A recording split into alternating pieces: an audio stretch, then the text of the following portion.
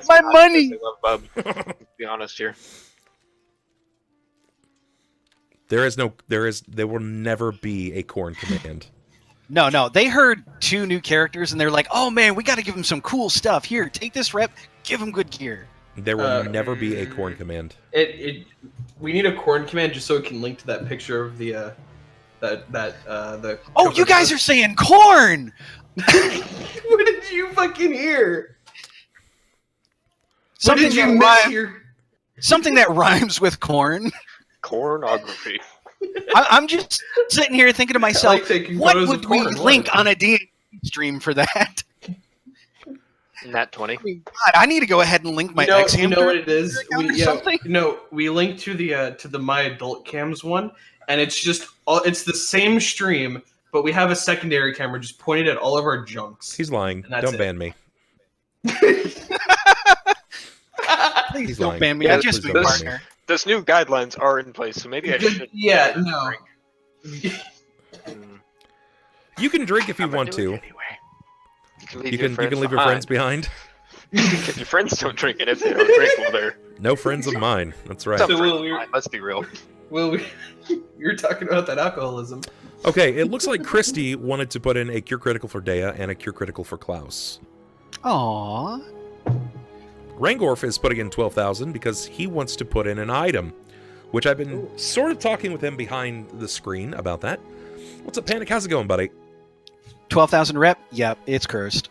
It's a 3rd tier sub only cam access? That's right. That's why only 6 people have seen my testicles.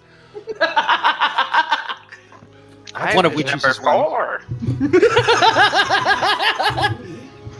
Trust me, when you go ahead and donate high on Patreon, you get all kinds of sides. Oh yeah, that's right, boys and girls. You like crevices? I got lots. Oh, tons. Oh god. All right, you always wanted to kiss my They ass call with pick me an acre. the Marianas Trench.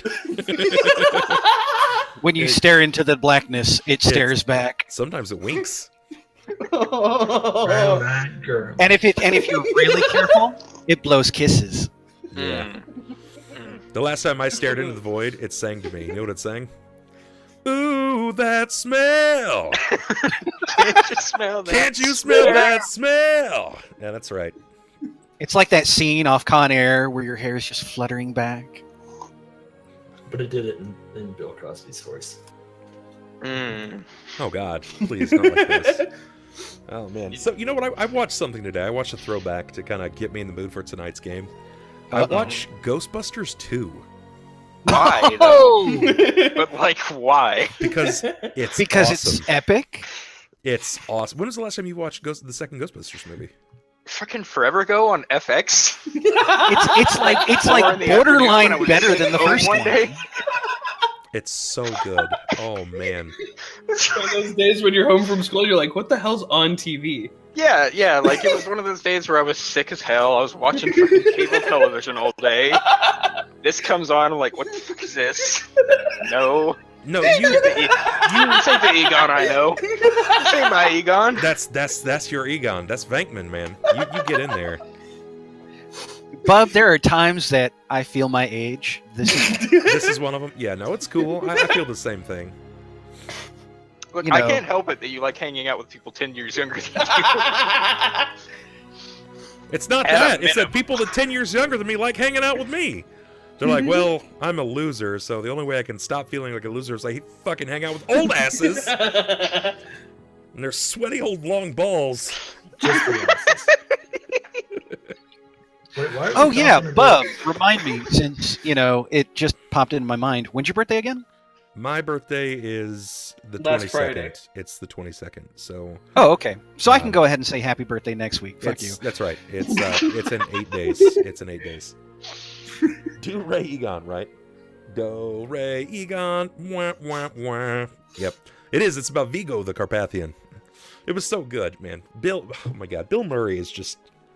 I fucking love Bill Murray. I shouldn't love Bill Murray. The man's a national treasure. The movie. It was so good.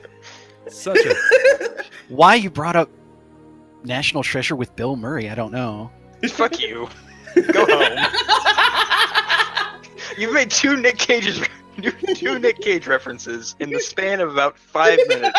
He's not I wrong. need you to They made stop. sense. All right, you got 60 seconds to get the fuck out of here. Hey, Mr. Medics, what's going on, man? Fight one fire. Shaking it out. Hopefully Klaus writes down his potion because he wasn't here when he said it. Yeah, I think he will. What is Don't worry, Jerrod's I new can still character? Jerrod and Pathos will be introducing 2 new characters today. We're going to go ahead and pop into recap. I know that we've killed a little bit of time today, probably jumping into some time for everyone to kind of file in. So today's going to be likely the introduction of some characters, the aftermath of what happened in Nathatoran's lair, and discussing about our future as the Flurry. We will be losing Jerrod today. Pathos passed away. Deia and Sunn are without Aegis. And Klaus is nigh unkillable. So Deia and Sunn, they have some things on their plates. All things considered, they have been, for all intents and purposes, been questioning their reasons for doing what it is that they're doing, because they've decided to travel with these characters for about a week now, and in that time, they have been brought to near death. Deia was actually inside out at one point. I became Blood Mist. And then I turned him into Blood Mist. Yeah, Deia was turned inside out, and then she got inside Sunn. It was more than inside. I think he set a world record for the heaviest cannonball. No. Deia went ahead and set the world record for penetration. Why'd Yeah. you have to phrase it like that? Yeah, I'm uncomfortable, actually. But I've been uncomfortable all day. What's new? Let's move on with it. So, while we're here, let's discuss what happened last time on Shackled City. What was the last episode like, guys? Emotional. Yeah. It was definitely a dark episode. Okay. Jerrod came back and found that his brother was waiting for him to have a long conversation about their long lost family legacy. But he couldn't talk much because he's dead. Even your cat was Well- like, well- no, that's actually not right. I'm not even here most of the game, and I know you're wrong. You're a liar. No. To start off the recap, we picked up right after the battle with Embartha, and had that moment of recovery in the wake of everything that was going on. The fact that Pathos had died, that Deia and Sunn had both died, but miraculously come back through dietic means. We'll go ahead and put it at that. And worse, that Jerrod was having that sinking suspicion something very terrible was going to go on. Yeah. Because Embartha's parting words were, "I am going to finish what I started." Not Embarda. It was Nathatoran. Oh, Yeah. Nathatoran. My Yeah. apologies. Big difference. One is a demon general. One is an ancient evil. Well, they're both evil. They both want to kill us. Yeah, I know. They I know. kind of It's- run together. It's potato. So, with that in mind, they immediately wanted to go ahead and return to Red Gorge to see what may have possibly gone on. They went ahead and moved back through the labyrinth. No, they moved back through the mirror labyrinth. They moved back down the halls. And in finding their way out, they kind of had an interesting, a kind of curious run-in. Okay. Talk to me about it. Well, instead of leaving out the way they came, mostly because they were afraid of A, kobolds, and B, moving through that poisonous mist again. Yeah. Because, Jerrod already tested his luck on his coin flips. Next was Rochambeau, and he just had no confidence in that. Especially with the person that you met up with next. Oh, yeah. So in moving deeper through the dungeon, Yeah.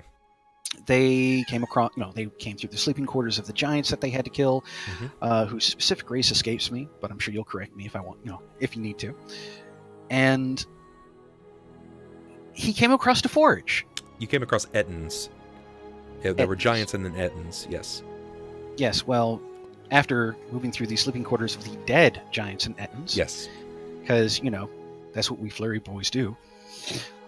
Yeah, Jerrod came across the forge, and worse yet, the forge master was still there. Yes, a forge master that was all of 9 feet tall and on fire. Casually.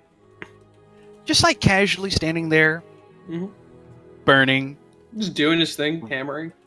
wrapped in chains, and just looking for all the world like a one-eyed Norse god. And in coming across him, Jerrod, gobsmacked, didn't really think to go back and let the guys know, hey, we might have a problem. No, he just kind of like, damn. And upon being noticed, introduced himself. Out of sheer loincloth tearing fear, just introduced himself, tried to make himself as friendly as possible, as unintimidating, complimented his great work, his soul cage, and in investigating whether or not he was friend or foe, found out that this was a giant, that was bonded to the demon general by labor. Yeah. A bond of labor. So let's let someone else take it from there. Would anybody else like to go from that point? Noted. Good. Glad. Look, you asked wanted to, and I'm really not feeling recap today. Okay. Let's see if Ronald, you got us from that point. After you guys talked to the giant. Yeah, he said the that one guy that wasn't here. If I remember correctly, you guys ended up getting out of the fortress at that point, and that's where you guys started making your way back into Red Gorge. Yeah. Upon meeting the honest minstrel at the main gate, who informed Jerrod that essentially that his brother was there, but he didn't kind of give context as to how he was there. Yeah. They went back to the headed miners inn, where they found the body of Tercion Scalarang. Okay, let's since I know that you weren't here, let's pass the buck to someone that It's was okay. here. He may not have been here, but he But still he knows did a what good happened job, better definitely. than everyone else here. So I think Klaus and Deia had the most run-ins from that point. So I'm gonna see if Deia can herald it from there. So you went to the Red-Headed Miners Inn after hearing from the honest minstrel. What did you guys find at the Red-Headed Miners Inn? The majority of what I had done was just kind of like died, and like the entire trip there I was carried because I was not in condition to be walking. But once we arrived, I kind of tried to dust myself off and make myself less useless. Right. And so as I'm sitting around and they were talking with the chisel, I noticed that Alec Turcival, the body that was just desecrated by a demon general, mind you, was sitting in the corner quivering with one finger trying to like Escape from the rest of the body. yeah, kind of like crawl its way away, like the hand from the Addams Family. Sure. Thing. And so, yeah, thing. Okay. I wanted to say cousin it, but I know that's wrong. Nope, that's definitely Thing. Yeah, he's definitely the hairy one. That's accurate. And Harry and the Hendersons. so, yeah, No, yeah, not Harry quite. Potter. God And damn it. so I went over to check out what was going on because it's not typically something like that happens. And as I went over there, I took his hand in mine, and his eyes lit up and quiet, but not too quiet. What is her name? Sigourney Weaver. The drama. No. The drama. Close. Yes. The drama came back to his body, which I thought was a bit odd, but it takes the form of what your pleases, I guess. So she began to talk to me, saying, "Everyone's going to question us, but we're on the right track." Is basically the gist of what she said, and that shit's fucking. Right. And that cauldron needs us. In a lot more words that I have written down, but I'm not reading right now. All right, so send us to our next stint, Klaus. What happened next? Well, from that point forward, Jerrod was grieving over his brother's body to an extent. He wasn't exactly breaking down in front of everyone, but he wanted more information on how he died, what happened with Alec Tercival, where he went after the fact, because we knew that Navthatoran was still possessing Tercival as far as we knew. So he was concerned with what happened during the battle, what was said specifically, because that has impact on our goals from this point forward. And then it was presented to him that he would, that somebody would need to take the place of Tercion as the captain of the guard of Cauldron. And he more or less volunteered himself on the spot to take the position. And after announcing this to the group that was gathered, he decided to retire to his room, where Klaus followed him. Okay. Sunn, what do you think this means for the flurry? What's happening next? Because as far as you know, Jerrod's been alongside the flurry for far longer than you have. What does this mean? What's next? Sunn's original investment in Jerrod was the fact that Jerrod said that he'd be able to find him a glass dealer when he gets to town, or at least a place where he could set up shop. So Sunn's probably going to try to push for that. Okay. But beyond that, he doesn't really have too many connections to the flurry, aside from the fact that he literally died and then came back to life while trying to help them. So what are your obligations like to the flurry then? Since now you've died and come back, do you feel like you're more entwined in this story with them? Do you feel like you're closer because of it?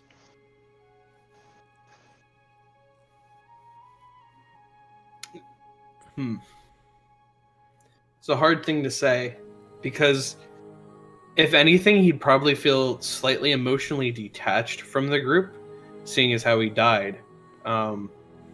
And came back, whereas rather than like feeling closer, but he still is trying to. I think at this point he's trying to justify like the whole why am I even here, like what am I, what am I doing? Sure. Like I needed to do this, and why am I dying for these people? Okay, all right. So that's good. That's good to hear. Jerrod, you went to your room. And you wanted an opportunity to kind of grieve and do things yourself, but you were met with an ally. He came up to speak with you. How did this go down?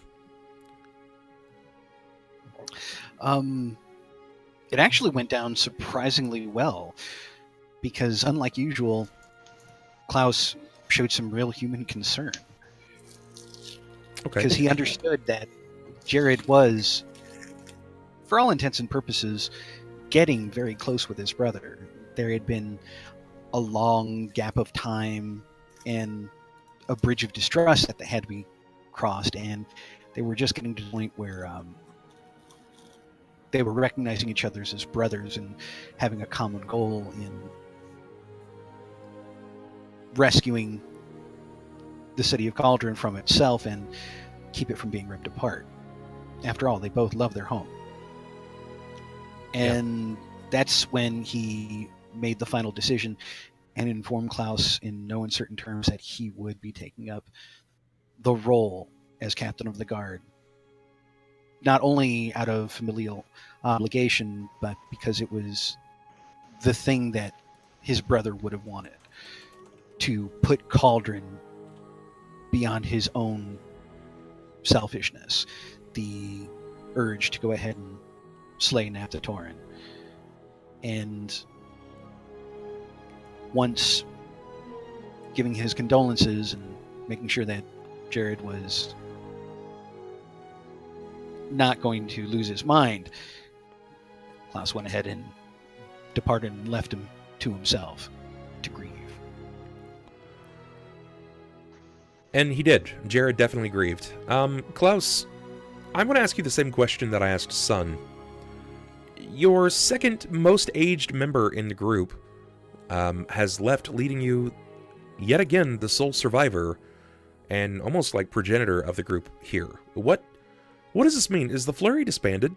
Is this an entirely new group? What comes up next? Because you guys are currently down a few people. Jerrod's going to stay with you until you get back to Cauldron, but he's taken up the mantle, and that's going to leave you with Deia and Sunn, of which, for all intents and purposes, they don't need to remain in this group.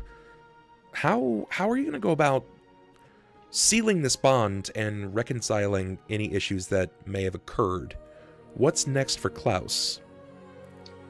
So, I mean, the Flurry is less of a roster of people and more of a idea or group that is intended to carry out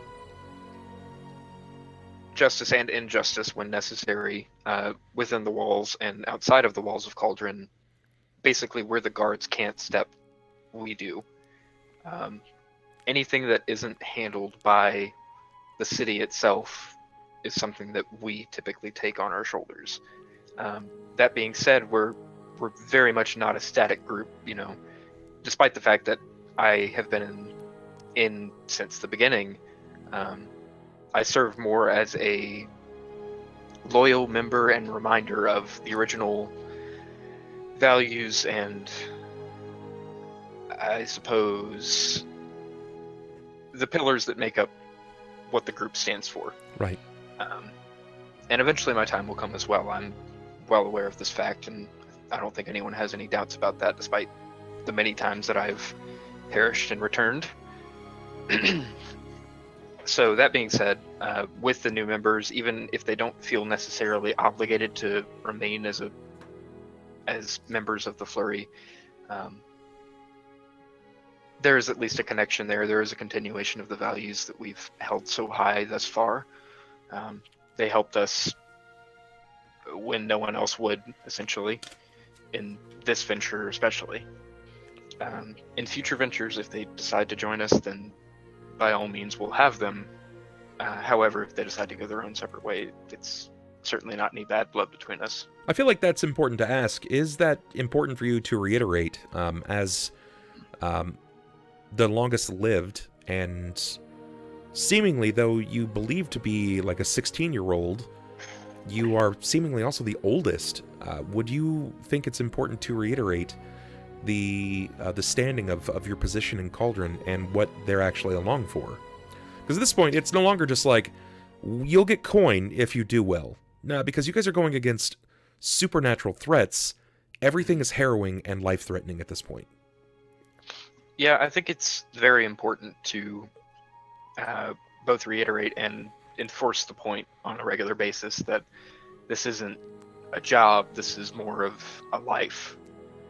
This is something that you're committing life and limb to work towards, and you're not necessarily going to be A, appreciated, or B, compensated for your work, but you'll have intrinsic value in the fact that you're assisting an entire city of people that truly, really need it, whether or not they're willing to admit it.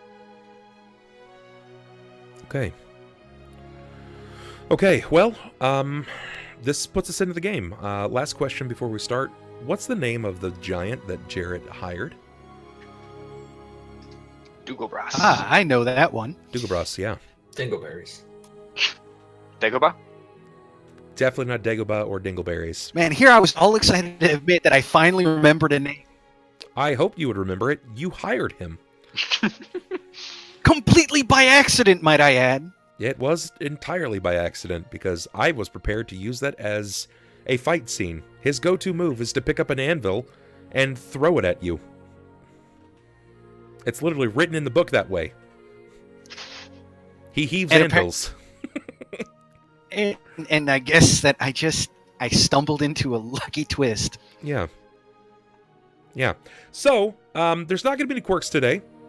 We are going to deal with the timing of them getting back to Cauldron and what happens next. We will introduce two characters, and we'll start sliding into what looks like the next couple of weeks of gameplay. Since there is inherently going to be some downtime, I'm going to get a water, and upon my return, we will continue with the events at Cauldron. Sound fair? Certainly. We'll go ahead and horrify chat while you're gone. Perfect. That's We what I do like that to while hear. he's here anyway, so. You're not wrong. So, I'll be right back. Yeah, but generally we horrify him by what happens in character. Now I just get to horrify him by being mean. So Sniper, when you were like leaning back and you had the blue over both your eyes, I forgot. Yeah, right there. I forgot that it was the glasses, and I thought you just took some electrical tape and just like, or not electrical tape, painter's tape. Tape. Yeah, just. I was like, man, that's a weird fashion choice, but hey. God, you have such a short memory. No, it's just that I turned the electrodes on. Those are actually Google glasses. Jesus. God, please. I want those so bad. I still want the internet contact to be a thing. Like where you can Internet Eventually it contact? will. No, You're I talking want about, that like contact lens. like literally like you wear contacts and you just like look to the left and you're browsing the internet. You just if you want to close it, swipe to the right. Like Swipe to the right. like with just like with your well no with your eye look from left to right. Like have a user interface controlled by your eye. That would be a terrible idea. No, if we're gonna go ahead and have a user, Or even if it's based off a neural chip inserted into the brain and it has like a hey Yeah, like you you go ahead think and be the test group for that. Let me know how it goes for you. I'll come visit you in your nursing home. personally speaking, I'll be happy with any kind of eyepiece that directly, just has a screen. transposes Yeah. documentation and everything That'd be right cool. in front of me, just like Altered Carbon. In fact, they could just do what they did on Altered Carbon. I would be so up. Technology does exist. It just hasn't been miniaturized to that point. Also, Don't tell people Some of to it has. swipe right. not morally acceptable yet. Yeah. Well, I mean, implants aren't, but Yeah, Yeah. yet. So, guys, if you're at home and you're watching this and you haven't told someone about the stream, do so. Check out the Twitter. Share it out. Let people know in your Discords. Let people know in Facebook or your Skype groups, wherever you do anything. Let them know. Tag that tweet. Put it up on MySpace. that's how that works. Put it on your GeoCities page. Spread it out in your GeoCities. Yeah, I was over about on to say, AOL. yeah, make a whole GeoCities website. Put it on your Squarespace blog. It's all just a ploy to see how many times we can say GeoCities before. If you say it So 3 we got- times in a row, they do actually come back. Yeah, dig up that IRC channel that you keep forgetting about. Go back to AOL, log into AIM. You got it. Yeah, good luck with that. Log into your Games with Windows Live and message all of your friends. Oh wait, shit. Yeah, Sniper didn't say anything because he still uses AIM. I did until they completely closed it Yeah. down. Like 2 I'm- weeks ago. No, like 2 or 3 months ago. But no, I actually went ahead and pulled all of my friends from AOL into Discord. About Oh, thank time. God. Live journal this shit. Wow. There you go. Put us Hey, in your I'm RSS feeds. rather happy with the multiple hundred people that I've managed to go ahead and put into Discord and actually make them like it. Don't worry, guys. You can catch us at iTunes/Shackled City. You can download all 121 episodes. Make sure you slur it too in the URL. It's also episode 120. Yeah, I mean, Is heck, it- we're even linked. Bub in has it as 121. Yeah, but he has it as 120 in the tweet and on the Discord. So, God, Bub. you know, he's inconsistent. God, bub. Okay, so I think the shenanigans and fuckery are done now. Yeah. Sorry. Yeah, Red, I updated that a while ago. Thank you very much. Yeah. Motherfucker, refresh your page. See, I can't do that. If I shows. refresh, you lose a viewer. It shows. You'll just come back anyway. He's more concerned about losing the rep counter. Yeah. Yeah, Every second I spend refreshing is another sec of rep wasted. I hate you. We all do. Just IRL. I'm just getting that out there. I hate you. At least a little bit. Airing some dirty laundry. Yeah. You know how we had a session where we recap the entire time? We're Yeah. gonna have to have a session where we just bitch at each other the entire time. No, we're just gonna bitch at Red. Yeah, we've been At doing least Shackled City for a long time. At least I don't insult Leslie. I got that going for me. For a long Yeah. time. Keep in mind that these episodes are usually, on average, about 4 hours long. So strap in. So we've played this 480 hours. Yeah, we're quickly approaching 500 hours of bullshit. It's more like a strap on at this point. So, let's pick up.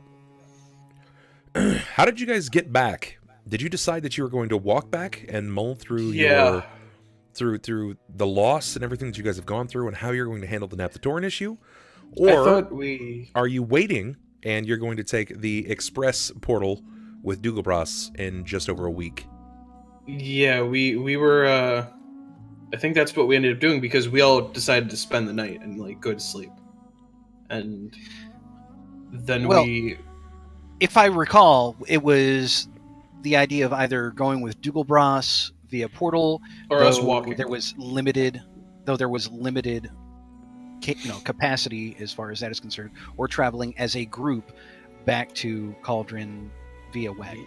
The issue was, Klaus and I had planned to stop by The fort. Yeah, The Capital. Yeah. the guards, because that's where Klaus's items were left when he passed the Mhm. previous time. And so all of those items are still kind of just left over there, and we need to get them. And if we take the portal, then we'll be inside of Cauldron, not there. Yeah, And that it was would just another be reason. travel time. Okay. So we were going to split. Some of them were just going to wait at Red Gorge, and some of us were going to go meet up with the characters. Yeah, I think it was supposed to be Balthar. Jerrod. Yeah, I think it was supposed to be. Oh, see, now I forgot his name. From my Jerrod and Dougalbras, along Yeah. with the body of Tercion, Skellering, were supposed to go via portal because that's the capacity, and then the rest were going to go by wagon so they could stop by and pick up Klaus's possessions. Okay, all right. So, this doesn't need to be super long-winded, but I want to know what your week in Red Gorge actually looks like. What does Red Gorge look like for you for the next week? They've cast many times. Have they cast Gentle Repose over the corpse of Tercion Skellering? Dougalbras waits in basically a vacant home, and his patience wears thin. He was promised a forge.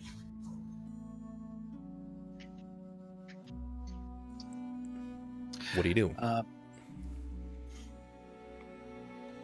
For the majority of the time of that week, Jerrod would probably be spending a lot of time next to the corpse of his brother,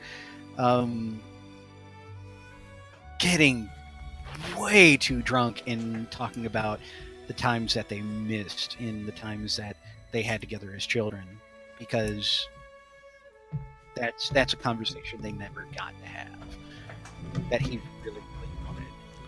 And that's probably how he's going to spend the first 2 or 3 days before, if it's brought to his attention about Dougalbras, he would probably sit with the giant and discuss his own plans for what was going to happen in Cauldron. Specifically, Jerrod was thinking that he would get the forge of the grounds of the guards, at least as an interim, until they could actually find something more suitable within the city itself, possibly by renovating the alchemy shop or something along those lines, where last I checked we left a demon just kind of in the floor, unchecked. So We're really back in our job. in this unique situation, he was working in an area that had stone floors, massive stoneworks, enormous bellows, and you want to put him in a wooden apothecary shop.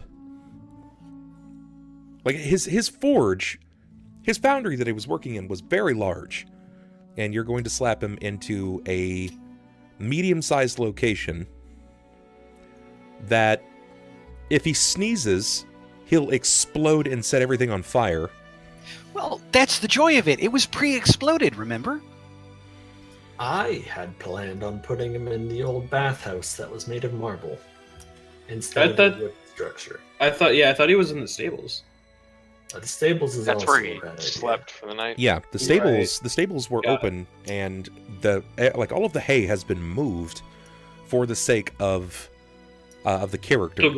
He can't sleep on hay, for flammable reasons. So it's mud. He gets to basically sleep on a dirt floor. But he's expecting something nice, and some of the floors inside of the bathhouse were marble. Remember, marble is exceptionally slick when wet down. Stone is a bit more absorbent and not as slick when wet. So that isn't a terrible idea. Deia, did you convey this message to Klaus or Sunn or Jerrod? I thought it was something we'd agreed on earlier. It might have just slipped their minds, but I should probably...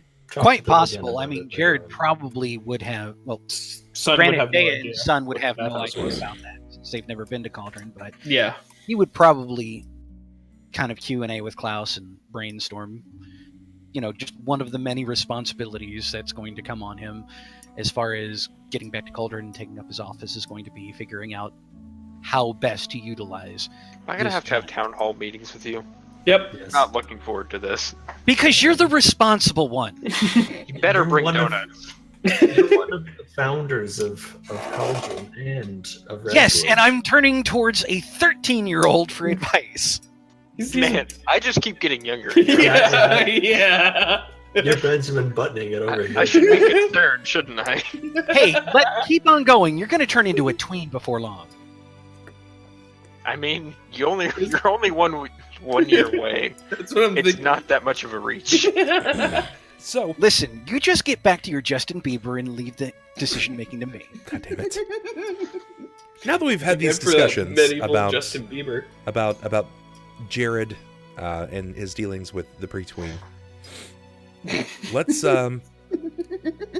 discuss a bit more about new events, some new characters. Pathos and Jerrod, by next session, will no longer be active on the overlay. You will each be playing new characters. Now, I've taken the liberty of going over some of your characters in creation. I've seen some of your stats, I've read a lot of interesting things about you, but I purposefully waited to read your backstories to find out a bit more from the mouths of ye old babes. Tell me a bit about what your story looks like from this point. I want to know the names of your characters, if you feel like it's pertinent to understand the race of your characters, and why you would be traveling together, because I know now that you are traveling together. Well, Ron, you want to go ahead and take the lead on that one? Yeah. So, my character, his name is Ulhime. Okay. Yes. He's a dwarf, and he is a cleric who worships a god known as Helm, the god of protectors and guardians. Essentially, is what he is. Okay, that's very outside of the norm, I would say, for you. What inspired this kind of character? I mean, I've had this character for, I think, a year or so. Yeah. So, just been talking about playing a dwarf for a while.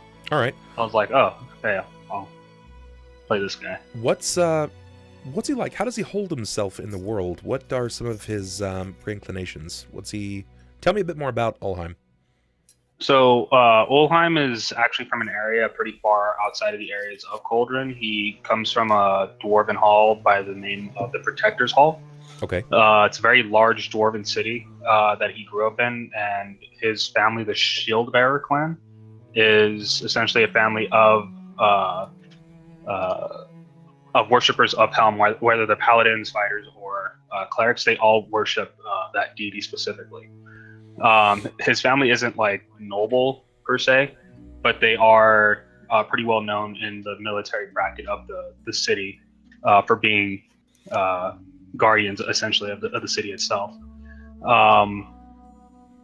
growing up, he essentially wanted to follow in the family's footsteps, keeping aligned with what everyone else was doing. But as he started coming up, he realized that the jobs that he was taking outside of his home to kind of make a name for himself or to spread the word of Helm was, he felt that he was protecting. He was essentially protecting sellswords. He wasn't actually protecting anyone good per se. He was always going along with these people that were essentially like murder hoboing in their adventures. Like they would just kill everything. He's like, well, these aren't the people I want to protect. They don't need my help. Well, one, they don't need my help. Two, I don't feel like I'm doing good by anyone here by protecting these people. This doesn't feel right. So he ended up leaving the region of his home and going into Cauldron, where for the last 3 or 4 years or so, he's worked as a guard in Cauldron. He then met up with not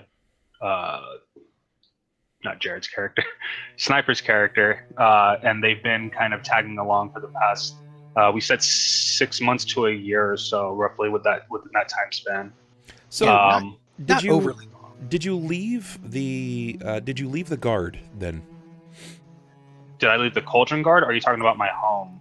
No, did you leave the Cauldron Guard? If you've been chumming it up with another character for the last 6 months, I want to know. Not necessarily left the guard as much as because he's like a traveling cleric. He works alongside them, more or less, helping them where he can. Like he would be the guy that's like, hey, I know I'm not working for you guys, but if you guys need help here, let me know. Hey, like he's essentially right now, his home is St. Cuthbert's. That's where he's staying currently for lodging. Like he doesn't stay in the guard barracks, but whenever he can, he'll take the place of a patrol like who wasn't able to make it in. Like he fills in for a lot of people essentially, but he doesn't. He's not actually like a full-on member of the guard. So why haven't we seen you in town then? Most of the time it was he was stationed off in like the outer parts of Cauldron. Okay. Either walking the wall itself or specifically like during the riots, he was providing crowd control in other areas to make sure that people weren't getting hurt, or trying to provide temporary lodging for those who weren't able to fend for themselves during those riots. So that's probably why you wouldn't have seen him since then. Sure. I was going to say we just don't look low enough. I mean, that's a possibility, I suppose. You guys have all had excessively tall characters with an exception of Klaus. Yeah, if you ever see a helmet at the bottom of the screen moving forward, that was him. Yeah, I don't like being short. Okay, all right, that's fair. So what's your relationship like to this character then? Are you just pals? Are you what's your relationship like? We have a pretty good familiarity with each other. But I believe how me and Sniper put it was, I'm kind of like not, I wouldn't say keeping you in check, but it's more of we have to kind of like. Go ahead. I would say that we get along really well because my character understands he identifies more. If we can kind of transition, I'll go ahead and describe my character. Sure, go for it. And fill in the gaps there. So I am actually playing a tiefling, a red-skinned, horned, tailed tiefling, and as you could probably imagine in a very human-centric world, I'm kind of an outsider. I'm a bit of an outcast. Growing up, he didn't really integrate well with society. It wasn't until later on in life that he actually came upon cities and townships and so forth, and actually spent time with a caravan. He actually spent the first many years of his life living with a wizard who was kind of studying him for his demonic ancestry out of curiosity. Not really what you would call a loving relationship, and definitely not something that fostered good thoughts of humans as a whole. And in traveling with the character troupe, usually as the devil, usually as a devil or a demon or the bad guy, and seeing how people viewed him didn't really do much better. It wasn't until much later on in his travels that he finally came across another tiefling who directed him more towards the southern lands, where things were a little more cosmopolitan, that he kind of came into his own, and he basically became a mercenary thief for a couple So years. this is a really, so far, this is a really unlikely relationship that I'm seeing forming. It gets better. Okay, all right. But no, once that particular band of miscreants parted ways, he had something of a turning of feelings, because he had actually been in a relationship with an elf. And his views differed a little bit when it came to humans and humanoids in general. He didn't quite view them as bad as a whole, so much as just misguided. Didn't really change his feelings on humans too much, but in his further travels, just trying to get away from the bad things that happened in the last city, he did come across this dwarf who was interesting. He wasn't human, so he was an outsider as well, but he worked really hard to integrate himself into these social aspects. Okay. And he has this tendency to be laconic. He's quick to listen, slow to speak his mind. When he says something, it has to have meaning, which, from a learned perspective, Jakob, my character's name is Jakob Rivers, by the way, really respects. He doesn't shoot off at the mouth. And he's just found that his time with this cleric has been good for him. He can, after working with each other, himself in a semi-sellsword status, he's learned to respect and trust Ulhime. And for that, he's just kind of whiling away the time in Cauldron, as much outside of Cauldron as possible. And they have a strange, unique relationship, but they get along shockingly well. And he generally does keep me out of trouble.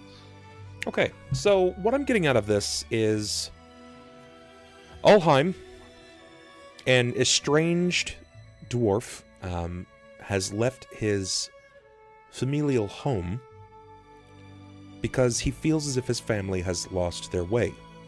As protectors, they stopped defending the weak, and they started defending those that could pay him. No, not his family. It's just when he goes out to do jobs, those Okay. are people he gets tagged with. Gotcha. So All it's his views, not against his family, but just Working in general. large groups of people is like the issue that he kind of sees conflicting ideologies with. Sure. So it sounds like Ulhime has very strong moral code. Correct. Okay. All right. So tried and true dwarf. All right. I can get behind that. And Jakob is Much more flexible. a bit more flexible. his- Right. It seems like he was a bit of a trickster that was just kind of flowing like a river, so to speak, and just taking advantage of the situation around him. And it seems sort of like the Big Brother situation. Like, catch me if I'm reading this wrong, but Ulhime comes along. It's and- what it sounded like to Yeah. me. It was Big Brother, Little Brother. Yeah, and you've sort of given him direction in his way. Like you're the wolf steering the river, if that makes sense. I get you. Yeah. He is my lodestone. That's okay. That's all right, and that's kind of good. It sounds like you guys need some kind of anchor. Yeah, something working together. So this is good for both of you. We actually have a relationship that's more than just someone They know looking for each other. coin. So Yeah. I want to ask the question: have you guys thought of how you'll be connecting with the Flurry, Klaus, Deia, and Sunn? Particularly Klaus. Yeah. Actually, we did. Okay. Hit me with it. Well, it's actually going to take place in Cauldron. During the riots, I actually came in to kind of attempt to be of assistance, and more specifically, as somebody who's deeply interested in Arcana, I did want to go ahead and kind of, well, much as I hate to say it, I did want to go ahead and meet Mistress Sasha and kind of compare notes, so to speak. Okay. But then yeah. this riot broke out. And would you believe it? Looking the way I do in the middle of a riot while the city is losing its mind, Oh yeah. I had it was self-defense. I swear to God. The inn, it was flammable. I didn't want to go ahead and hit them with it, but I had to hit something, and I kind of set a building on fire. So, All right. regardless. So where does it escalate from self-defense to arson?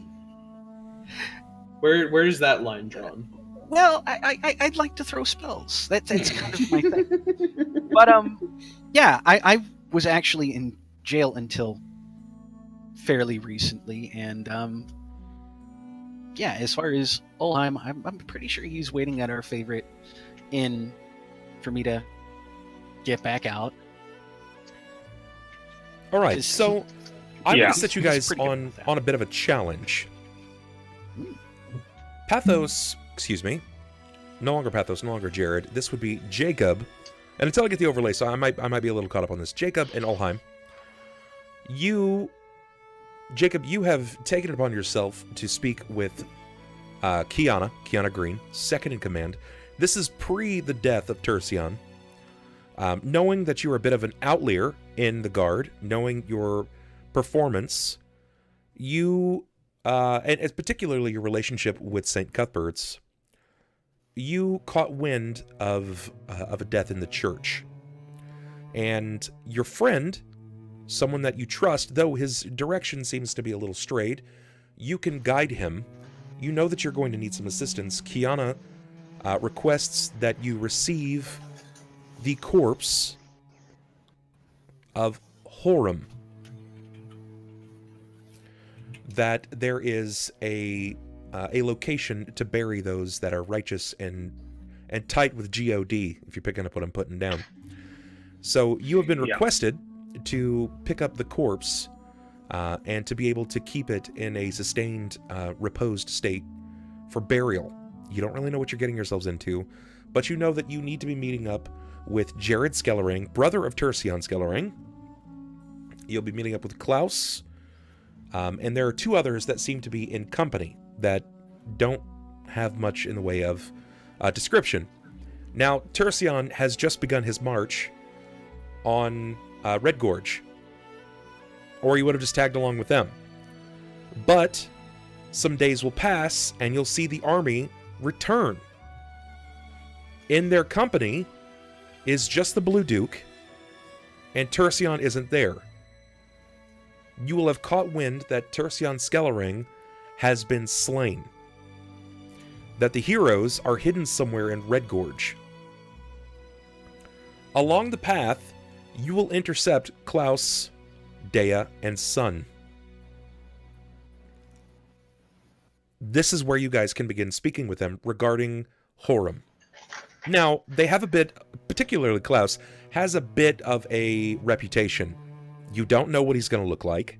You have been led to believe that he has the ability to disguise himself quite well in many forms. So it's one of those things where you kind of like stop everyone on the road and you get to know them. Mm-hmm. Though you are aware of what Jerrod Skellerang looks like, you have been given a description of him. If you see him, you know who to stop. But in this case, you are going to be looking for anyone that fits the description of Klaus or someone that answers to the name of Klaus. Which description of Klaus? I can see it there are now. He's numbers. just gonna be on the roadside, just like Klaus. It's like when Klaus. it's like when you're on an airplane, they just have Klaus written. You're just holding it up, waiting for someone to pass by. Would we be walking or would we be going by horseback? I think walking would be a little more, not conventional, but a little safer than horseback, just because... Less noise, less traveling, And you can't 'Cause there's trust been a a- damn horse. yeah. I mean, just a lot It's of less stuff on ride the... checks. Front, the back, and it's crafty in the middle. I would just say just Horseback because is of all the quicker. stuff that's... Yeah, but... yeah. But at the same time, I mean, I don't know if there's been a lot of dangers that are still being reported on the roads, and having a horse would be more of a liability at that point. Sure. Okay. What is That's Klaus's fine. last name? Yeah. So, yeah. Well, I guess that we can roleplay out the part where are we roleplaying out the part where we're meeting up with Klaus right now, or are we? Well, you've been given the direction, so I want to know. I'm going to put you in a roleplay situation with Jakob. You have met up with Jakob post his release from the jails, and you have a job. It is not a paying job, but it's a job of good faith, and it will put him in good standing with both the church and those in charge at the guard. So I want to put you in a situation where you can roleplay it. So make it so. All right. Seeing, I guess Kiana or one of the other guards escort him out of the jail, I'll just stand there waiting for him and kind of put my hand up. A fire, good Jacob. To be fair, like I was telling Kiana, it wasn't my fault. They came at me in a group. It was either that or somebody get hurt. And I know you don't like it when I hurt people. You know, I figured that was preferable. The guard was nowhere to be found. I was calling for help. Yes, but unfortunately, my legs aren't as quick to have reached you in time, and for that I do apologize. But a fire spell, you didn't have anything else like ice or... Well, it was a bit last minute, and I might have been a little bit drunk. I was waiting for you to get off shift. I had Only to but a pass few the moments wait- longer. Good Jacob. Let us put the troubles behind The us. hood fell off. They saw me. And Jacob, it it is fine. It is fine. Are you sure? I know. There was no money to be lost, and on top of that, you are still unharmed, as well as those people that you showed restraint against, and for that I do thank you. You're welcome. That being said, there's a reason why there was no bail post. There's a reason why there's no gold being had for your bail. We have been given an assignment by Lady Kiana. I thought you bailed me out. Oh, I wanted to, but it seems that every time I tried to give a price for which you would receive that bail, it was always just a tad higher. Oh God! Man, maybe I shouldn't have said so many bad things about her mother. What are we doing? Well, it appears that we have to go meet up with this group known as, and he kind of pulls out a paper, the Flurry of Bros. Catchy. But they most commonly go by the Flurry. Their leader, Klaus, is the one we're supposed to be looking for, and given the description, it's going to take some time to find him. It makes sense they want me out of the city. All right. I'll meet you up at the northern gate, I guess, in... Whoa, easy, good Jacob. What? Like any good dwarf, I cannot leave without my tankard. What? I was going to say 20, 30 minutes. I mean, sure, we got time enough to go ahead and swing by the tip for just. I mean, I've been locked up for days. I need to go ahead and keep from being dried out. As do I. But we're not meeting up with this Klaus person. And then he kind of just like signals, so they start walking to the tip tanker together. And as they're talking, he pulls out a little like casing, and it's a little casing of cigars, and he hands one over to Jacob, and then he puts one in his mouth, and he cuts the ends, and then he goes, "Jacob, you mind?" All right. At which point he'll go ahead and snap his fingers, let loose an electrical crackle, and light off Ulhime's stogie before doing the same and tugging his hood up over his head. Keep the hood down, friend. They've already seen the surprise. Could use some sun. As a matter of fact, for someone so red, you look a little pale recently. So go on, let the horns blow. So that's something that we haven't really discussed a ton yet about your characters.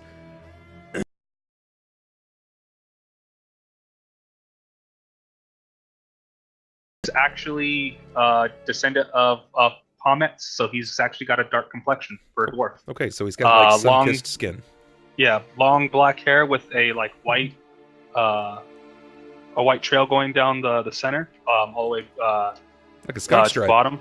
Yeah, and on the top of it, it's actually clasped with a gold band, and then at the very end, got a long black beard, and pretty tall for a dwarf. It stands at 4'5", but he's kind of stocky, 260 pounds. All right, sounds good. Sounds good. And tell me about Jakob. Jakob kind of stands out. He tends to like lighter shades of green. He likes to be a little dapper, a little, a little daring do, if you will. Fitted clothes and so forth, but he has a very dancerous way about him, I suppose. Okay. He follows more of a swashbuckler trend, but he tends to walk around usually with a short cloak and a hood, because you can only go so long with old ladies going Devo before you really get tired. Did you say Devo as in whip it? Whip it Okay, good. I'm glad I'm not the only one, because that's exactly what I heard. I was like, Devo? Da da da da da. No, Crack that whip. Down. But no, he's used to going around being called a demon, a devil, a scourge, a halfling, and various other more colorful intonations to "you ain't normal." So he tends to go ahead and wrap his tail around his hips, Sure. pull a hood, and try and stay as low key as possible. Yeah, wears Which bright is- green clothing. Hey, looks good. All right, so He likes to be as low key as possible, yet stand out as much as possible. I'm waiting at on the same time. someone to make an NPC at the $25 level, so I can essentially build them like RuPaul, and Jakob can have his coming out, which is like work, go, Jakob, go, up, and he's just like walking down the street in pink and flamboyance. Isn't that Charlie? I would say Charlie. Charlie's essentially RuPaul. I mean, let's not. This guy's nuts. This guy has to be like a metalsmith or something super masculine. He needs Yeah, something just to masculine. completely basis. offset it. No. No, He's the it's Lord of the okay. Dance. Thank you very much. no. If it's gonna be anybody, it's gonna be Dugo Bras, because he's flaming. Oh my God, not like I can this. get out of here. Go home. That's like the fourth comment he's made that made me want to just leave. Only It happens every four? time. Only for tonight, or I'm only getting more for tolerant. overall? No, for today. My counter was already at 9. Man, you're going behind a bit. Look, if I wasn't already on my third drink. All right.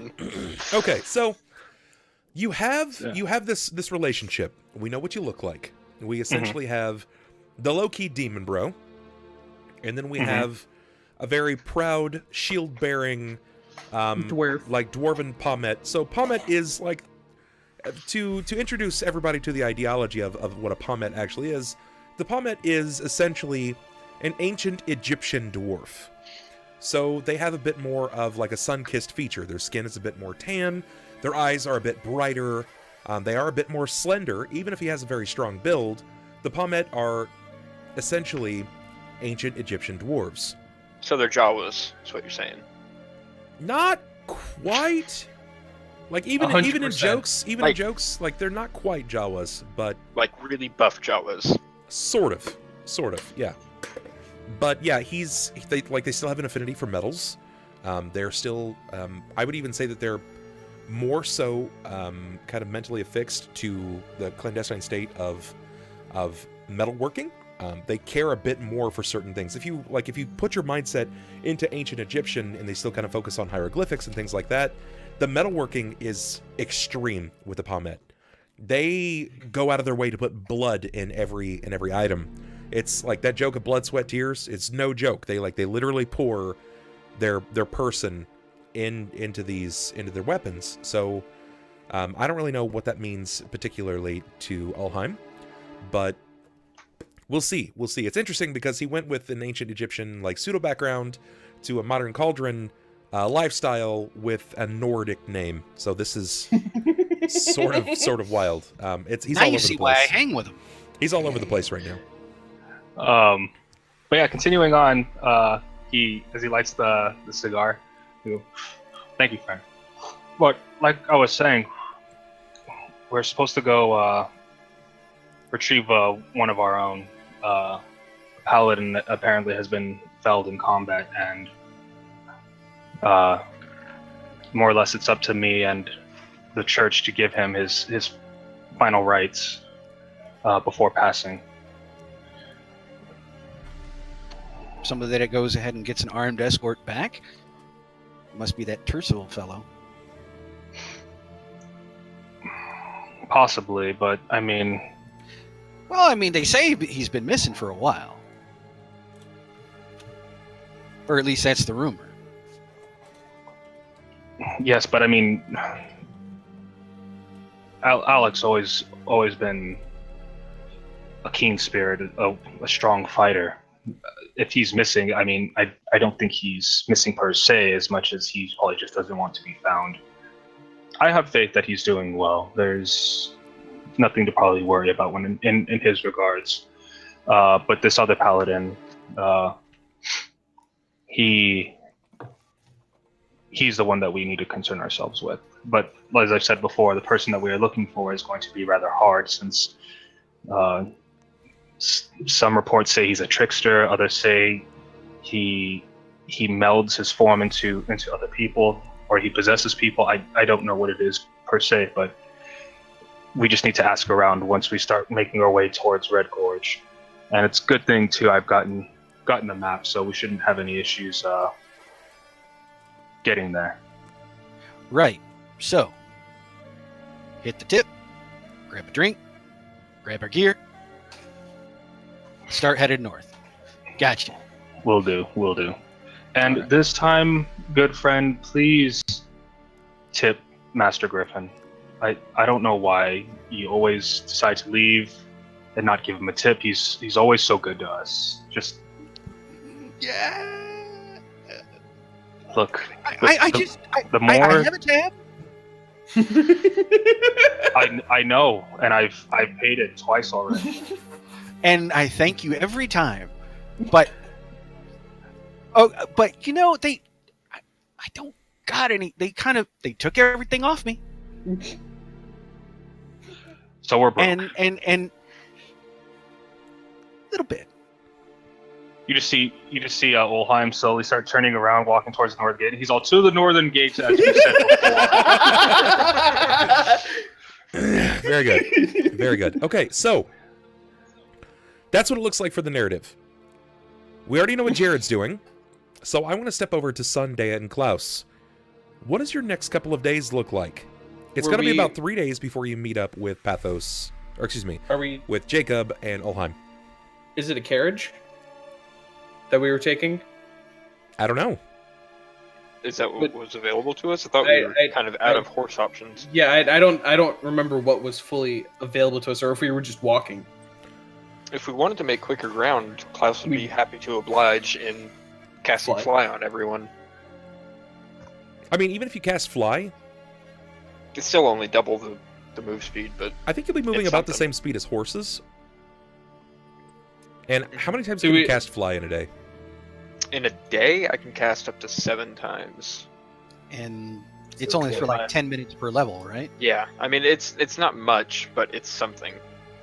If So- there are okay. no horses available. However, if there are horses available, make it a lot easier on us. We'll say that you guys can acquire some horses, but I feel like it's important to also point out here something that I haven't seen in a while. We have some accuracies. I have it listed right now as Klaus being a level 9 sorcerer, but I think he's actually level 10, correct? I am indeed. Okay, so Jerrod left the game at, it says level 8, but he drank a potion, returning one of his levels to him, so that put him back to level 9. Pathos died. So Pathos will be coming back. Ulhime will be a level 9 character. Jerrod will be a level 9 character when he comes back as Jakob. Deia's level 9, and Sunn is level 9, and Klaus is level 10. So we effectively are in the sweet spot. That's a very good spot to have everyone at. Wasn't Jerrod cured of all his stuff when his Aegis broke? Yeah, because he wasn't. Yeah, because I thought it was because of the drain. His Aegis actually coming back as a 10th. I mean, if it's a Aegis 9th, didn't I break can in go the ahead fight. and scale back. It's going to be 9th. So you drank a potion which returned one of your stolen levels from you. If you want to get those levels back, Jerrod would have immediately had to blow upon that whistle and seek out the voice. The reason you didn't get it back is because the Aegis doesn't change your soul, and You also the dragon didn't have the took Aegis. part of your soul. It's sapped from your person, not from your body. Your And Aegis your body happened. comes back as full, but yeah. Your slightly Aegis compromised. happened long before. Hey, level 9's fine. Yeah. I just have to know that. But that being known, I told you guys that at the end of the chapter, everyone would be leveling up. So everyone except Klaus will be level 10. Klaus will be level 11. So wait, level up at the end, right? At the end of the That's what I session, you guys Okay. out off stream need to take yourselves to 10. Klaus will Neat. need to go to 11. So you don't actually have to worry about downscaling yourself back to 9. You're where you need to be. Neat. Well, I mean, I built it out to 20, so I'm fine no matter what. God damn it. Jesus. Don't let, Alright. don't let Sniper fucking make you feel bad about me. This is the character that dies in like 3 sessions. The one that you fucking plan out. For Don't the next you jinx me year. like that! Take it back! Take it back! All right, so you come across You their think I cart. control your fate. You come You across make the way cart, worse. and all of a sudden you see a thrall come up upon your cart. He's this weird Jacob walks tiefling. out the gate, Flagstone drops down, kills him dead. God damn it. Older. Allheim's like, oh shit! That's right. So everyone I in the wasted group- all of my lay on hands, man. I'm sorry. Everyone will be level 10, with the exception of Klaus being level 11. Gotcha. As it stands, we have no luck rerolls for the night, but that's okay. We're But probably not going to need him. mayhaps, this night is still young. Night is still Mhm. young. So that's what I want to know. I want to know what Klaus, Deia, and Sunn's situation is going to be like. You will have access to horses. So- For the okay. narrative's sake, tell me what the next 3 days look like before you come across this strange pairing of the Demon Man and the sun-kissed dwarf. So for the first day, I assume that we would just travel, right, and then eventually set up camp, right? Oh my god, it just dawned on me. It's Jay and Silent Bob.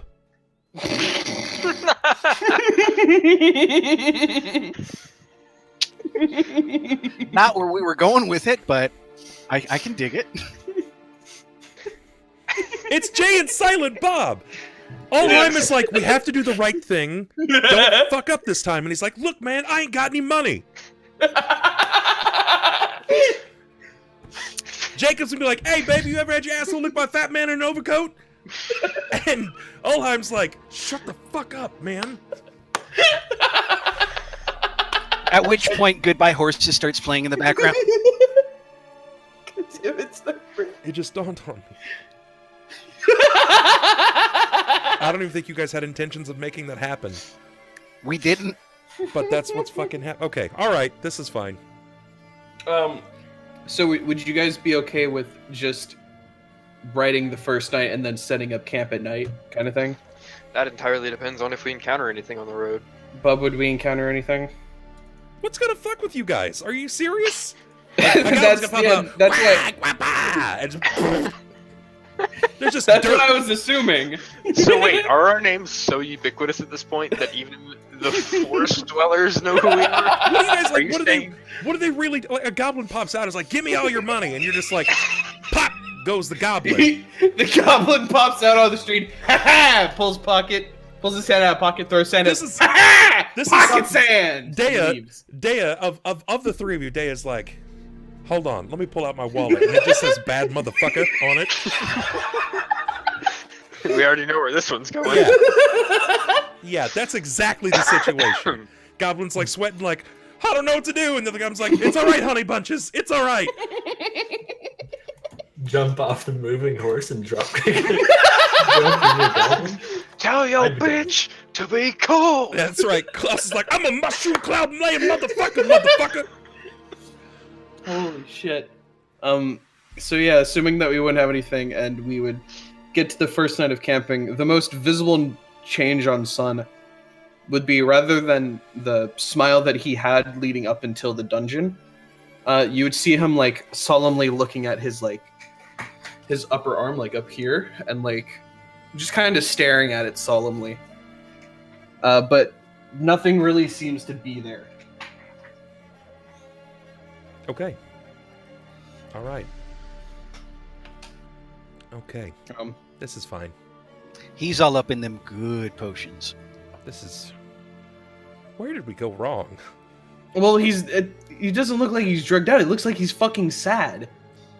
It's not like he's fucking sitting there like, dude, I got fucking crabs on my arms. Oh my god. Jerrod's not there, so you can't say anything about crabs. Oh, right. Alongside Jerrod leaving is 90% of the STDs in our party. Woo! That's And true. doorknobs. And Yeah, a lot less doorknobs. 100% of the doorknobs. A lot less getting cut in half from shoulder to waist. Oh, you got better. Okay. Yeah, I got better. So I know what Sunn's like. Sunn's got that 50-yard stare PTSD shit going on. Deia, Yeah. what's this look like for Deia the next 3 days? Probably sleepless, because after what's happened the past couple of days, my nightmares are A bit a little bit traumatized. stronger than they've ever been. Okay. And a lot of just kind of... I try and make conversation with them, even though, you know, they're men and they're pigs and just want booty, but irrelevant. They're still my friends, and so I have to try and make sure they're sane. And so I just kind of try and strike up conversation every now and again until Sunn just dozes off, or dazes off, I guess. Okay. All right. Into nothingness again. Klaus, how about you? This isn't your first run-in with really awful shit. Nah. No, I mean, to lighten the mood, I would imagine there'd be a fair amount of conversation about foot rubs, who has the best burger, what happens in Amsterdam, that kind of thing. But, Sure. you know, aside from that, I Amazon don't Prime know. rates. No, I mean, realistically, it's probably going to be a very quiet ride, despite Deia's attempts to make conversation. There's not a whole lot to be said about what happened, other than there's a mutual understanding that eventually we're going to have to deal with Nabthatoran again, and it's probably going to be even more difficult to dispatch of him in the future. Do you bring that up with them at all? I mean, you can see I think it the would look be on their face. important to Deia's note. got the bags under her eyes, and she's looking rough, but she's still stoic in her reserve. Sunn, however, is shaken. Like, you can see that he's gone, man. I mean, he's come face to face with true evil for the first time in his life, so yeah, it's fair to say. That being said, however, I do believe it is important to sort of set expectations and goals for the future. Obviously, not expecting. By the them way, just so you know, this was nothing. yeah, in You the ain't grand, seen shit. in the grand scheme of things, realistically, this is just another piece of the puzzle. Look, I know Actually, you... that's a good point. I think that some of this time would be well spent explaining to Sunn, and even Deia, for that matter, exactly what we've gone through as the flurry. What's Oh, been dear going on God. in Cauldron, why we Oh, believe dear this God, has don't- a Just larger collection. don't tell him connection about to all the everything. evils that we relieved. Oh, That's alright, all I folks. So I'm gonna have to make a new character. Sunn's gonna go ahead and decide to never go back to Cauldron. I thought you were gonna say he was gonna off himself. I'm not gonna lie. You see him pick up a bomb and just slowly start drinking it. I was thinking more like, I'm just gonna fall in front of this horse and hope it tramples me to death.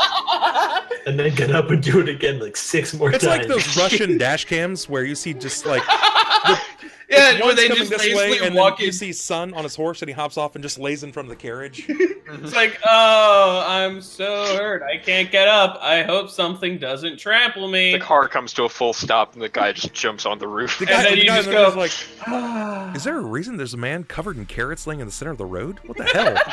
The horses are very interested, but... All right. So, Klaus, day 3. You are sitting early with 24 hours remain. with Deia and Sunn, and you are expressing some of the greater events that have happened in your duration as a member of the Flurry. Just give me 3 cliff notes. Give me 3 events that you feel like is worth immediately noting to them. Embarda, Okay. both the releasing and subsequent favor using of him, and I guess the nobles probably would be another one. What about them? Specifically, that we've received warning that they're kind of pulling the strings in Cauldron, All right. working behind the scenes. And then I guess the third one would have to be all that we know thus far about the last laugh, Okay. which kind of ties in with the nobles explanation. But All right. So, nobility and their control in Cauldron, Embarda, which is the Elven word for doom, and the last laugh, this rogue agency that seems to be working under the dark of night, in the shadows under Cauldron itself. Okay. No need to go ahead and even mention Dorlot or anything like that. or frost giants, Or Skullfin. Or the vampire camel. It's all in the past. Well, wait, we killed the camel, right? Mhm. Yeah, we killed the Yeah, camel. you killed just a not the camel, kids. but We didn't kill the offspring. not the And the vampire fucking children. the coven The offspring. of... Yeah, well, not offspring, but the vampire children that he was biting on. An I unlikely was thinking they were going through the town. An unlikely turn of events. Jakob. Ulhime. Day 3, by horseback. You come across what looks to be a small party of individuals. 3 of them. A middle-aged man. A younger woman, at least younger than the 2 men, and a very aged gentleman, venerable for his age. They're sitting around a fire, and it looks sort of like they're going through some sordid affairs. They are discussing something that's very heavy-handed. The woman, very Amazonian in features. Strong, tall, beautiful. She has what looks to be some kind of silver clasp that attaches to her head. The backside of it looks like some kind of like red orb or crystal that she peers through over her left eye. The man seems to be, for lack of a better word, just kind of sentry, absorbing the things that this older man is speaking of. You see them, and you know it's within your forays to discuss what it is that you're after, at least to approach them to inquire if they fit the name or the description of the person that you're looking for. Understood. The unlikely meeting. Commence. As we're walking, kind of finishing up the story, you see, and that's when in the Onyx Square, that's where all the battles take place. But wait, hold on. Damn. We got another group of travelers over there. Do you want to try this time to ask them? Sure. Remember, I mean, she like might we be a discussed. double bagger, but I can see that. Oh, Like- right. I've discussed before, we do not use subterfuge to introduce ourselves. You got to be very forthright and courteous. Which way would they be Okay. approaching us from? From the south? Well, You're going south. We're going Yeah. north. that we're sitting at a campfire, assumedly, right? Well, We're on the they're not path. particularly. Ulhime will not be quiet.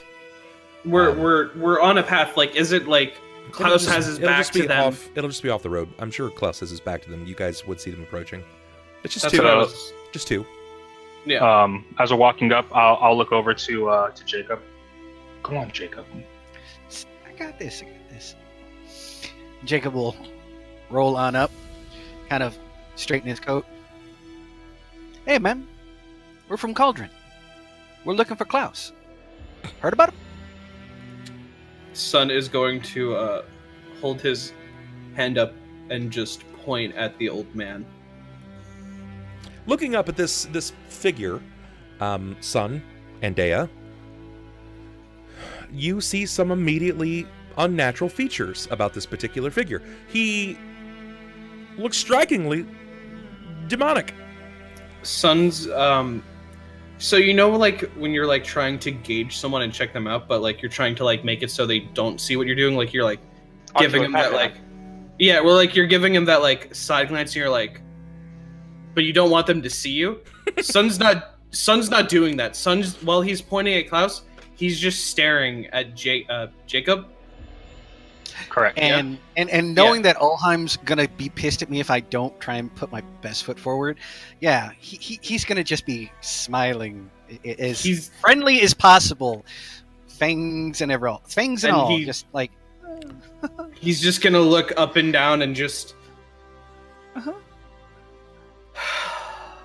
With gritted teeth like a jack-o'-lantern, he smiles back at you. And Sunn's gonna just go back to looking at the fire, and then he's gonna put his hand down from pointing at Klaus. I'm gonna draw my bow and stand up because, you know, a demon just walked up to my campsite. Sure. I'm very happy about it. Klaus, you, even if you turn in your natural age state, it'll take you a moment. Your back will likely pop several times, but you can see this figure. Definitely not what you were expecting in the middle of the road, in the middle of the day. Hey, man, don't throw a hip. I'll step around. That's a lot better, Jacob. Thank you for showing a little more restraint. As Ulhime approaches, he'll walk the full circle, so that way he's facing all of them, and he'll stand like at attention, and he'll put his hand up like this. And as you look at it, there's an eye on the gauntlet itself with a blue gem on the center of it. Deia, Hail, friends. As you are hailed by this dwarf and this demonic figure, you naturally, when requited, you peer through the back end of this monocle that is over your eye, and you do see one evil figure. It's Ulhime. Is it the tiefling or the other one? It's the tiefling. It is the tiefling. I figured this much. Ulhime is not evil. He does not emit some kind of evil aura, but you can see that there is a latently evil figure before you. I'm gonna cock a bow and just look at him. Do you notch an arrow? Sunn's Yes. going to reach. But yeah. Sunn's going to stand up and reach across and like put his hand on your wrist and like push it down. Sunn, All things when considered- I see this, all things considered, even if you attempt to lower Deia's bow, she's significantly stronger than you. But on top of that, not. when you see Jakob, you get those flashbacks. Mm-hmm. There's some resemblance between himself and demon to Nathatoran. seeing her lift the bow up, I won't draw my weapon, but I'll put my shield up and I'll say, "Look, I understand that if you're reacting in such a way, you have the sight, correct?" Of course I have the sight. And how audacious are you to come up to a paladin with an evil character and your shield risen? Who do you think you are? So she's not just a lesbian? Oh, right. Jacob, please let me. Right. Sorry. He bears the mark and aura of that which we can see as evil. This much is true, but he is not. So why am I not shooting him? Because he's not an evil man. Uh, And on top of that, he is my friend. your friend or not, you're not my friend. I don't know who you are. For all Well, I we know, can there's fix that someone if I you don't put down the bow. well, you could fix it if you two didn't jump and walk up on Sunn people. is going to Especially step when up. you're a demon. Sunn is going to step up. Tell us why you have disturbed us at our site here. Klaus, you have What anything to interject with as well? I mean, you haven't had a word to say since they've gotten here. Well, frankly, Klaus isn't very happy with the fact that Sunn, upon Willingly a pointing tiefling you. approaching from behind me and asking, "We're looking for Klaus," without hesitation, pointed directly towards me. Frankly, that doesn't tickle Klaus's fancy too well. However, being in full view of these two, I'm not sensing an immediate threat to my health. To Sunn's, maybe. To Deia's mental state, probably more so, but I don't see them as necessarily wanting to harm us, so I'll just sit quietly and listen for the moment. Okay. If Why you- have you? have enough trust, I will hand you this missive. Sunn is And- going to stand directly in between the dwarf and Deia. Without, stepping in a burnt out fire. Like placing him in between. He hands the paper over to Sunn. And he's gonna read it, and I'm assuming it's gonna detail their mission, what they're doing. I That don't know. we're here for the body. I Yeah. don't know. So I'll allow him to discuss the requisition. So, as it states in the missive, we are here to retrieve the body of Horum, a fallen paladin, and an honorary member of St. Cuthbert's. It is a condition that we are met with, that we need to be met with by the guards. We were tasked with coming here to find the one named Klaus that you pointed out, which I'm assuming is him. And we're asked to retrieve the body in that regard.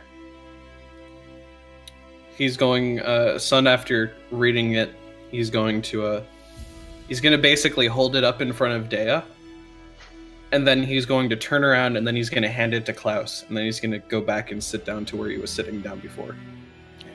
And in answer to your earlier question, we're on the side of the road. And we came up and introduced ourselves. Or, announced ourselves. I mean, short of standing in the middle of the road, jumping up and down, yelling our arms and waving, not really sure what you could expect.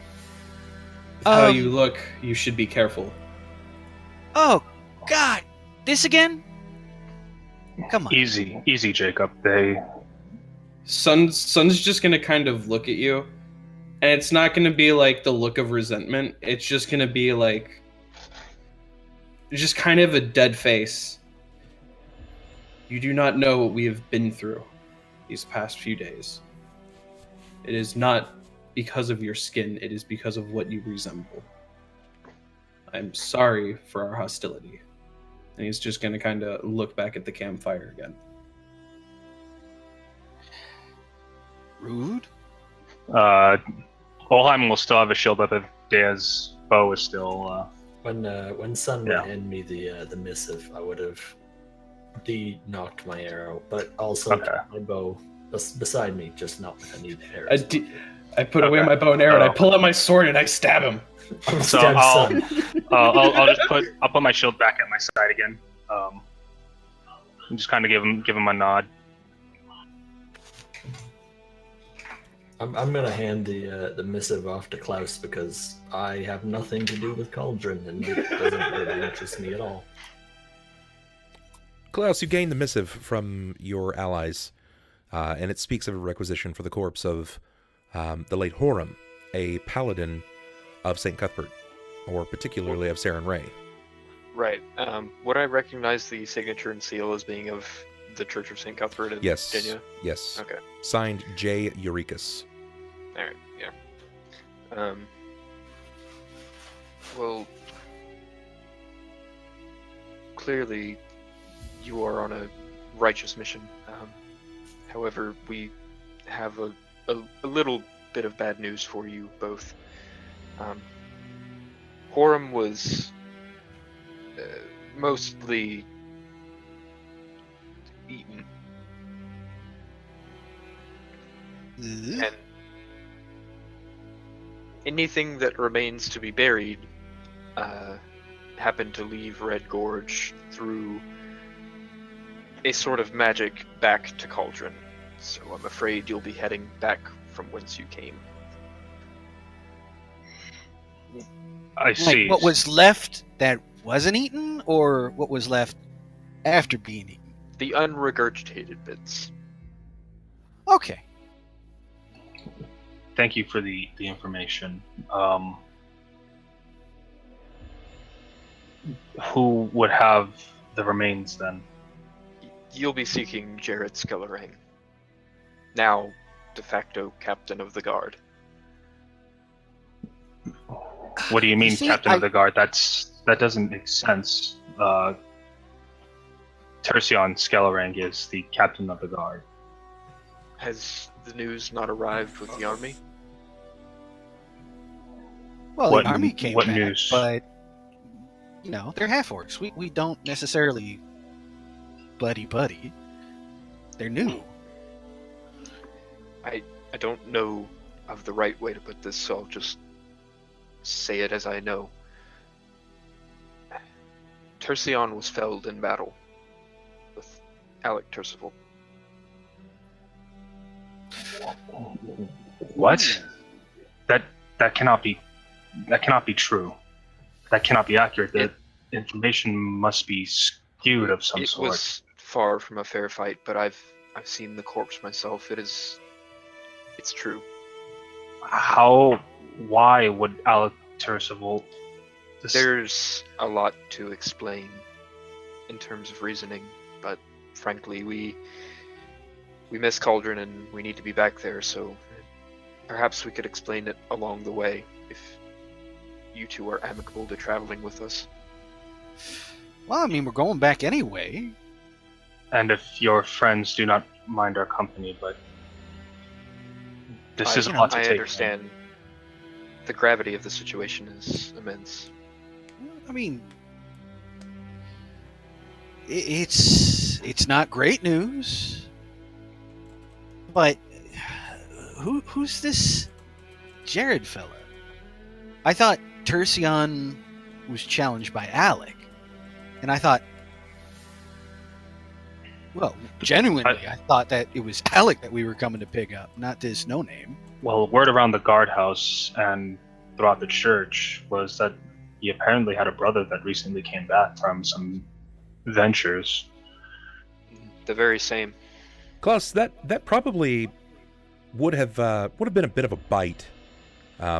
Definitely like to your pride, because you knew Horam well, and he's definitely one of the best men you've ever had the pleasure of working with. And for this new person to just call him a no-name,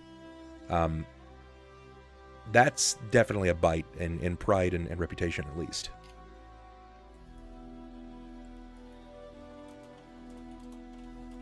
Wait, that I called Horm? No, No. no. Jacob. No, Jacob did. Oh, Casually and cavalier-like. Right. well, Okay. there's a lot to report, I guess, on our way back then, Jacob. This day already weighs heavy indeed. Hey, I'm sorry. I know you and Tercion were close. Ish. I've lost two good friends already. Rasasi and now Tercion. This... You knew Rasasi. Yes. Yes, I did. He traveled with us for a while, if you weren't aware. I was made aware of his passing. So he was with you guys. For a while, yes. Not so good a track record. You have a Jacob, lot to learn. What? Jacob, good friend, we've talked about this before, to practice discretion with your Right. words. Just The blade stays sharp, but not your tongue. I still don't know why I shouldn't shoot him. Because I'm one of the good guys. I can't help who my dad was. Or mom. Or Sunn's gonna say in kind of like a half-heartedly joking manner. I had what I wanted to say and it just went. Never mind. I'm sorry. I'll assume that it was something lewd, salacious, and rude. No, it was in it was in response to not Horm, Deia saying I don't know why I'm still not shooting him. Sunn would half-heartedly chuckle saying, "Does he look like a threat? After what we've just been through, just look at him." Hey, fuck you. Jacob, please. Don't make that offer. I didn't know you had to be seductive. Listen, we've been through a lot recently, and you'll excuse us if your sudden presence, has taken us off guard, I suppose. It's understandable, and it's something that we are used to. More Jacob than myself, of course, but it is understood nonetheless. Yeah. I get it. So, how about this? Oh, you go ahead and gather your report. I'll go ahead and just keep on patrol. All right? Better, milady? We should help them at least get their camp together. That would be the right thing. We intruded on their resting time, so the very least we can do is help them prepare to get back on the road. That's very noble of you, but I feel as if I should warn you before we set off for the day. We do need to make a few stops on the way back to Cauldron. There are some loose ends that need to be tied up and some respects that need to be paid. I'm sure you understand. Very well.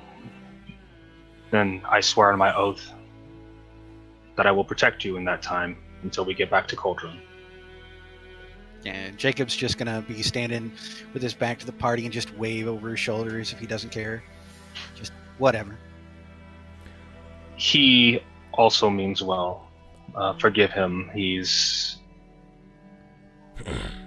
had a difficult time with crowds. I'm curious, just as to kind of catch myself up a bit more, and for everyone else, how old is Ulhime? 200. How old is Jacob?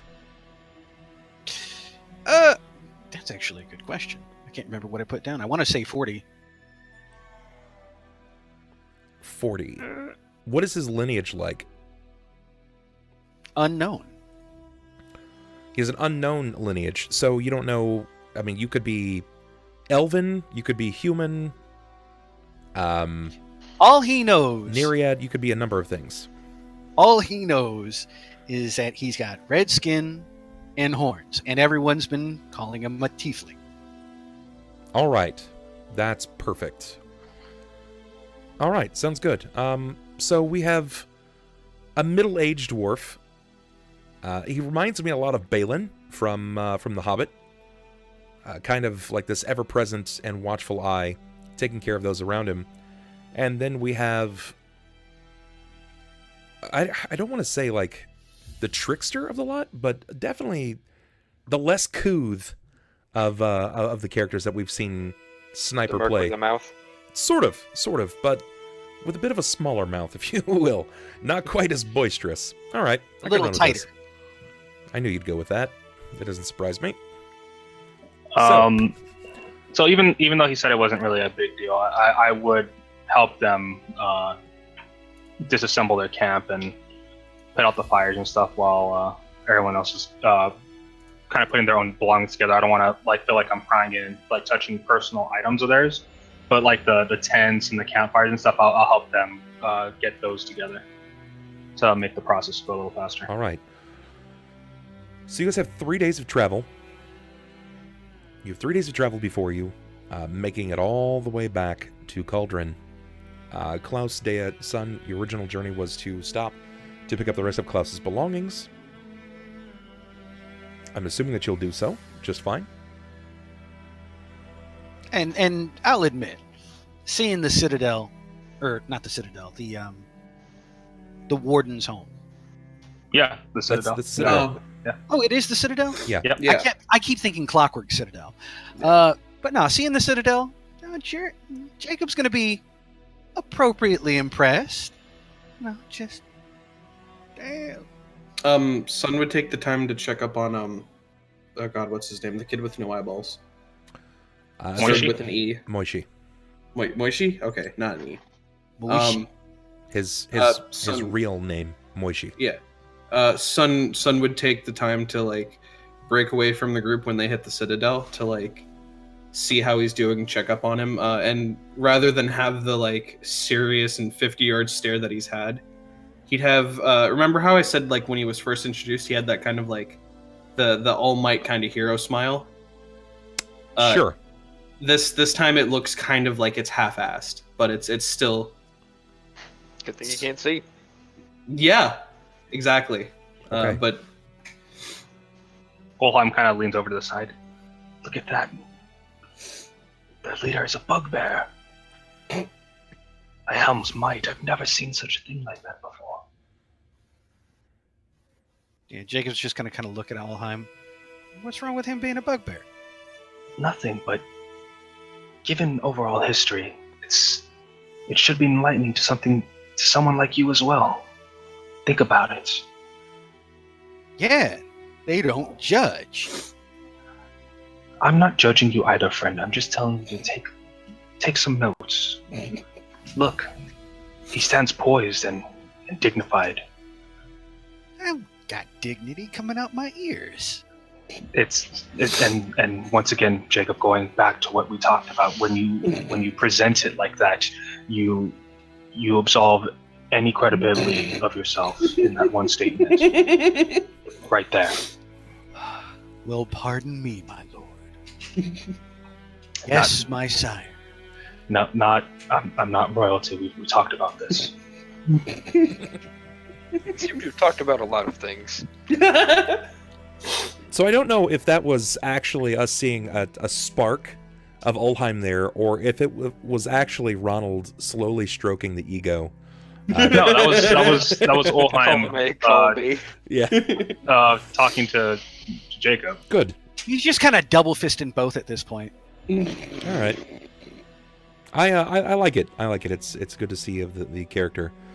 You'll stop, and he'll pass along the belongings, say that things have been well. They have begun reiteration of the courses. They're training the children. It is still a difficult time because they obviously lost a lot of people, but they are still there and prepared to answer the call if Cauldron needs the wardens. Hopefully later than sooner, but always ready. They're trying to get back to normal. Right. You'll round up everything that you have to, and you'll be on your way. You will note that there is a sort of trench that has been dug around this area. It looks to be a very small gap that is all the way around the area, but when you peer down, it's open. It's like some kind of tunnel that weaves around the roots. And it sounds almost like something is grating against the roots itself. From underneath? Yes. So we're not looking at a shallow depression, we're looking at a mound. Yeah, like the dirt has been built up in a way that sort of allows something to move beneath it. Like it's created some kind of underground complex or tunnel. Tickle it. And when the light shines through, something metallic is grating against the roots of the tree and continues to do so, but you can't see what it is. Think some manner of machine? Some form of drill to make tunnels? Don't ask me, you're the dwarf. I try to keep most of my time above ground. True. Though, still a spectacle nonetheless. Well, and at this point, Jacob's going to turn to the others. Well, you guys have been here before, right? I mean, yeah, obviously, we're coming and getting your friend's stuff. The hell's that? Sunn's gonna kind of quizzically look at it and shrug his shoulders. I didn't see it when I was here last, but I wasn't here for long. And he's gonna turn to Deia. Were you here? Not yet. I think you were here. Nope. He Wasn't saw it- Horum. Oh. Yeah, Horum. Yeah. Just He's after gonna- they left. He's gonna turn to Klaus. Well, we came to get your stuff, so certainly you were here. I have never seen that before in my life. He's gonna try to find or are we we're outside of the Citadel, or are we still like You're inside of the compound. You're inside the Yeah. compound. It's only you would see that Ulhime and Jakob would be taking their time outside. It's not their right to intrude. They don't have Yeah. They're just the hanging friends out. here. Sunn would go and get Balthar and try to grab him like, hey, can you take a step away for a second and help us figure out what this is? He does so. He'll step away and he kind of follows to what you're speaking about. You're leading this conversation, son. You can't step away. I didn't know I was leading it. You said I want to talk to him, so you talk to him. You did your job, damn it. I wanted to walk up to him and say, Balthar, could you come help us explain something? There seems to be seems sort of like a small hill with something metal moving inside of it, I believe. Ah, He's yes. gonna- Yes, I know what you speak of. You're speaking of the trench that's been dug around the Citadel. That wasn't here when we were here last time, was it? No, things have changed. We have communed with nature, and we've divined a new protector of the Citadel. Oh, so somebody might want to tell Jacob not to poke it with a knife. He's just kind of Good luck Squatting breaking there. his skin. well, he's squatting there. He's just kind of squatting there by the hole, twirling the handle of his knife between his fingers, I'm just like I waiting can on poke if he that. wants to poke this or not. Sunn would. Curiosity at its worst. So it's part of the city at this point, or at least helping the city, to say the least. I can speak with it, and it speaks with me. The strength of the Wardens will live on. It protects the Citadel. It protects its people. Thank you for the info, Balthar. We're probably going to be heading out soon, but want to reiterate on my promise from before. If any of your people need help, feel free to seek me out, and I will come. Noted. And Sunn's gonna- I wouldn't do that if I were you. Red skin. What? Unless you I wasn't- wish to have a metallic tree chasing you down. I wouldn't do that. I wasn't doing nothing. Put the blade away. It's for your health. Okay. That's fine. Putting it away. As you put the blade away and you begin to step away, you can feel the earth of the trench where you're standing actually shift as something is moving beneath the earth. And it's moving the earth in such a way that it starts lifting you above this location, like sea level Yeah. shifting kind of thing. Yeah, he kind of high steps it a couple feet further away with a bit more urgency, we'll put it. Okay. All right. Klaus, you've gathered your belongings. Deia and Sunn, you have done and said your piece. You return back to Ulhime and to Jakob. Jakob has some amount of curiosities yet to be placated, but fear will reside in the highest point of that. Now?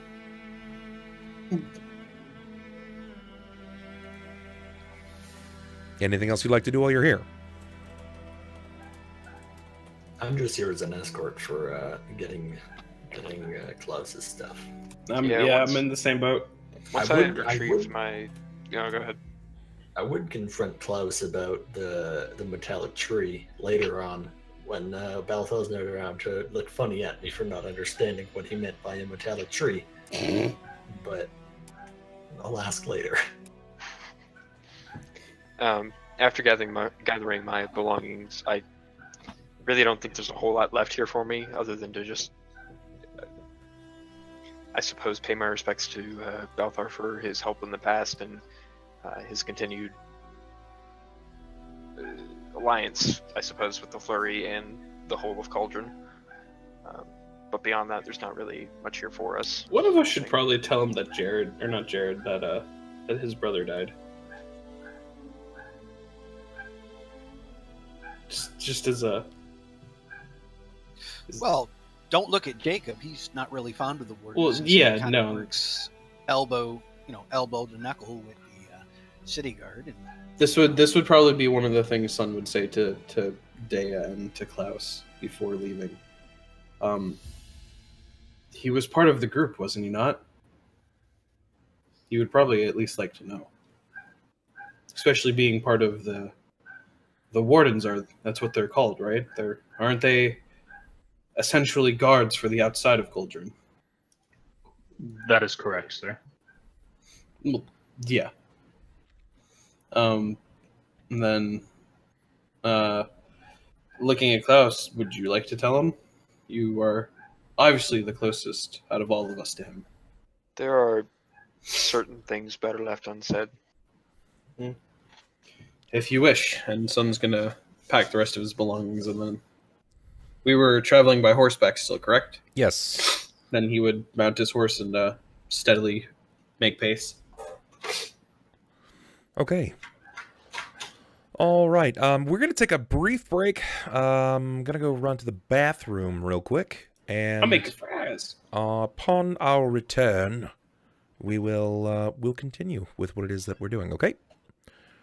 So we'll be right back in just a moment, cats. See you guys in just a second. Frankie. Are we on our BRB screen, or are we staying up?